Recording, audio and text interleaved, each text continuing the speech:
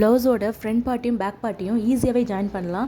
அந்த ஈஸியான மெத்தடை நான் உங்களுக்கு சொல்லித்தரேன். அதுக்கு மெஷர்மெண்ட் ப்ளவுஸ் இருந்தாவே போதும். நம்ம மெஷர்மெண்ட் எடுத்துலாம் மார்க் பண்ண தேவையில்லை.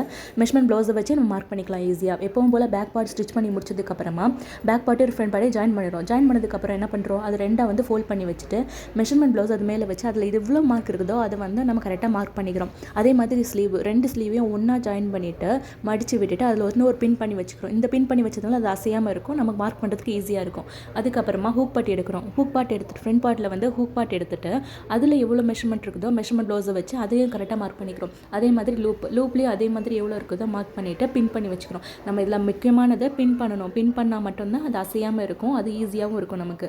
இவையும் ஃப்ரண்ட் பார்ட்டியும் ஜாயின் பண்ணுற இடத்துல கரெக்டாக அதோட லெவல் எவ்வளோ இருக்குன்னு பார்த்துட்டு அதில் வந்து நம்ம மார்க் பண்ணிக்கிறோம். என்னோடது 1.5 இன்ச். ஸோ அந்த 1.5 இன்ச்சில் ஒரு மார்க் பண்ணி வச்சுருக்கிறேன். அந்த மார்க்கில் ஒரு லைன் போட்டுடுறேன். போட்டதுக்கப்புறமா இப்போ கீழே இருந்து மேலே வரைக்கும் ஸ்ட்ரெயிட்டாக ஒரு லைன். இந்த லைன் வந்து நமக்கு ஸ்ட்ரெயிட் லைனாக இருக்கணும்.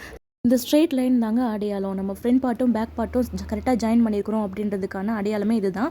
இது கரெக்டாக வந்துச்சு அப்படின்னா நீங்கள் சூப்பராக பர்ஃபெக்டாக ஸ்டிச் பண்ணிட்டீங்க அப்படின்றதுக்கான அர்த்தம். ஸோ எக்ஸ்ட்ரா 2-3 தையல் போட்டுட்டு மீதி இருக்கிற பார்ட்டை கட் பண்ணி எடுத்துட்டோம் அப்படின்னா நம்ம ஃப்ரண்ட் பார்ட்டும் பேக் பார்ட்டையும் ஜாயின் பண்ணி முடிச்சிட்டோம்.